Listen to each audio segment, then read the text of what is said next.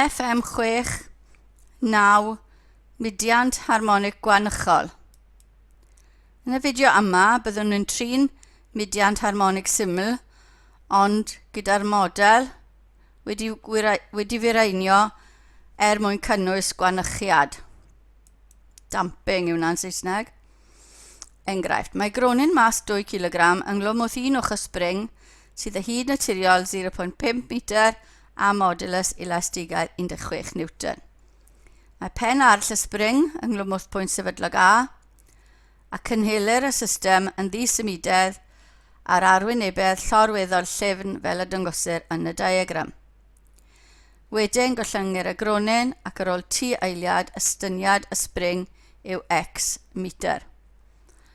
Gan dybio bod dim grymoedd gwrthiannol, profwch fod mudiad canlynol yn fudiad harmonic syml a nodwch yr osgled a chyfnod y mudiant. Nawn ni hwnna i ddechrau. Felly mae'n cael ei ddal fel bod y spring yn 0.7 metr o hyd, a hyd naturiol yw 0.5, felly yr ymystyniad mwyaf yw 0.2. Ond yn ystod y mudiant, X yw'r estyniad, felly yn ystod y mudiant canlynol, beth sy'n digwydd, mae X yn positif yn y cyfeiriad yna, felly mae X dot a X doi dot hefyd yn positif yn y cyfeiriad yna. Felly, mae spring angen tynnu nôl, tyniant yn y spring, y tensiwn mae'n tynnu nôl, tynnu'r 2 kg nôl tuag at A. Does dim grymoedd gwrthiannol, felly defnyddio ail ddeddf Newton, a mae gyda ni minus T yw mas lluosi cyflymiad, 2 lluosi X doi dot. Mae T, gant y spring yma, yn lambda lluosi'r estyniad rhannu dy'r hyd naturiol. Felly minus 16x dros 0.5. Rhannu dy 2, a ni'n cael bod y 0.5 na yn canslo, felly mae x doi dot yn minus 16x, sy'n nawr yn fudiant harmonic syml. Mae'r hafaliad yn iawn gyda ni, a mae omega yn hafel i 4. X doi dot yn hafel i minus omega sgwar x. Y cyfnod yw 2 pi dros omega, felly yn canslo lawr i pi dros 2 eiliad. Yw'r cyfnod, ni'n dechrau o ddisymudodd yn 0.2, sy'n felly mae'r osgled yn 0.2. Dwi ddim yn mynd yn fwy na 0.2 yn bellach i ffwrdd. Felly hwnna yw'r osgled. Rhan B. Mae model amgen yn tybio bod yna rym wrthiannol i'r mudiad sy'n cael ei roi gan Kv, lle V yw bianydd y gronin ac mae K yn gysonin positif. Profwch y gall y mudiant gael ei disgrifio gan yr hafaliad yma, x doi dot plus hanner K x dot plus 16x yn hafel i 0. Felly dyna'r sefyllfa yn ystod y mudiant. X yn positif yn y cyfeiriad yna, x dot, x doi dot yn yr un cyfeiriad. Y grymoedd yn tynnu nôl, mae'r tensiwn yn y spring, a mae K lluosi V neu K lluosi x dot hefyd yn moyn tynnu fe nôl.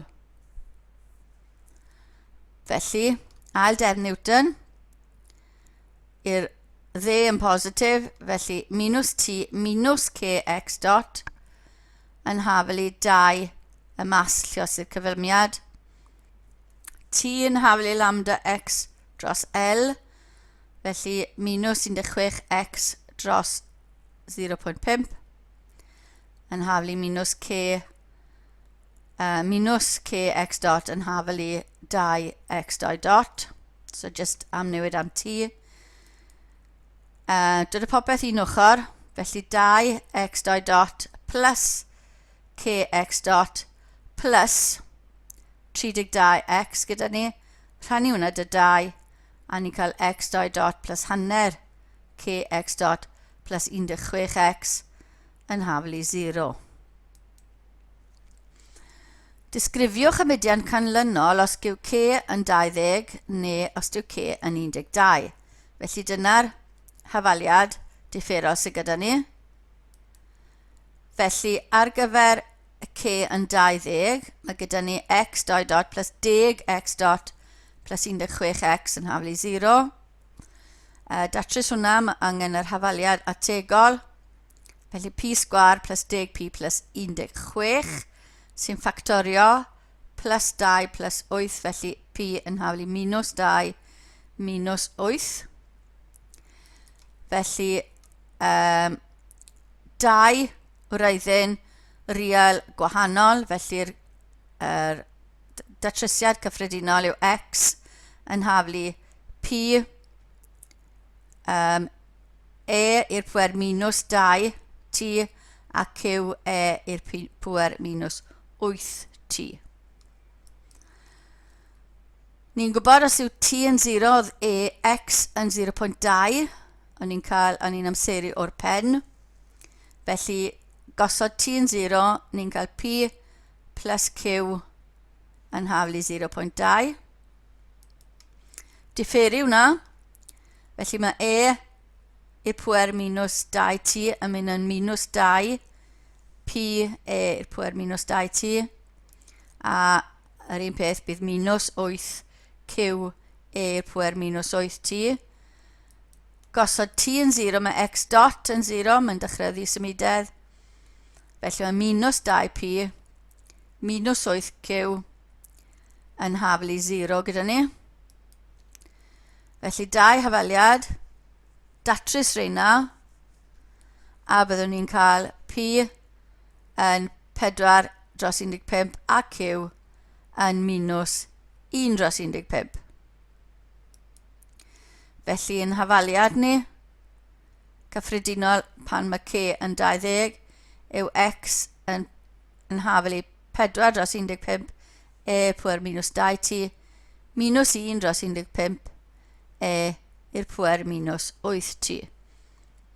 Mae hwnna, os y'n ni'n mynd ar e i'r pŵer minus 2t mas a dros 15, ni'n cael 4 minus e i'r pŵer minus 6t ar ôl tu fewn y bracet. A bydd x dot wedyn, nôl i'r ungwreiddiol, mynd i fod yn minus 2, lliosi hwnna sy'n rhoi minus 8 dros 15 e i'r pŵer minus 2t, a minus 8 yn neud hwnna'n plus 8 dros 15 e i'r pŵer minus 8t. Mynd ar e i'r pŵer minus 2t mas, a'r 8 dros 15 sy'n y 2. Felly mae gyda ni, dod i hwn yn gynta, so e i'r pŵer minus 6t a minus 1 ar gyfer y llall. Felly mae gyda ni, gan bod t yn fwy na 0, fel mae'n cynyddu, mae x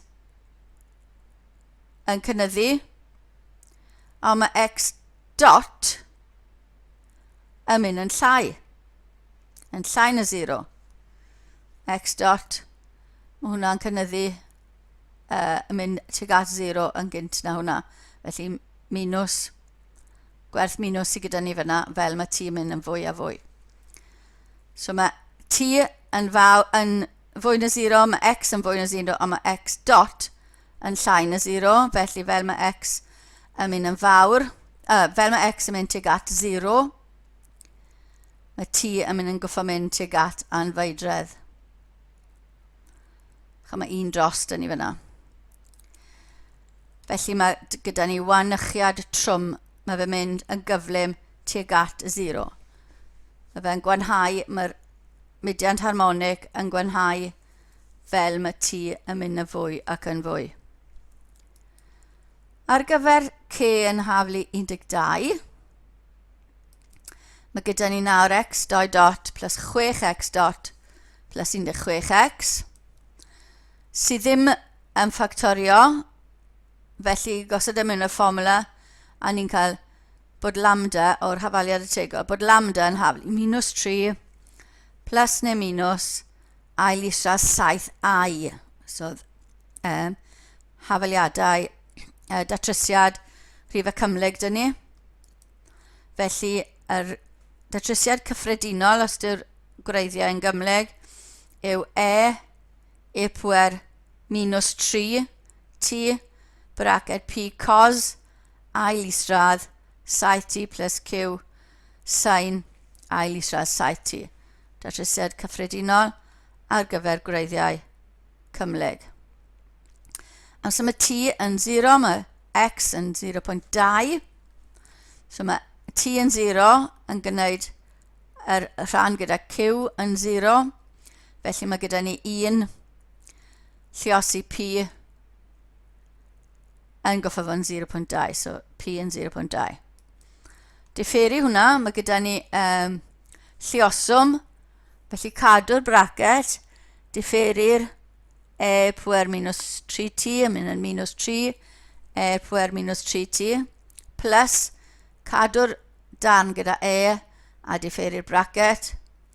Felly mae gyda ni cos yn mynd yn minus sin, so minus ail isradd 7 wedyn, goffa lliosi, minus 7 p sin ail isradd 7t, mae sin yn mynd yn plus a goffa lliosi dy'r ail isradd 7. Felly mae plus ail isradd 7 q cos ail isradd 7t dyn ni. Pan mae t yn 0, roedd y bianedd yn 0, x dot yn 0. Felly mae t yn 0. Mae gyda ni 0 yn haflu minus 3p. Hwna'n 0, hwna'n 1, a mae hwnna'n plus, mae hwnna'n 0, felly mae plus ail isradd 7 q. Gyda ni yn cyffo'n 0.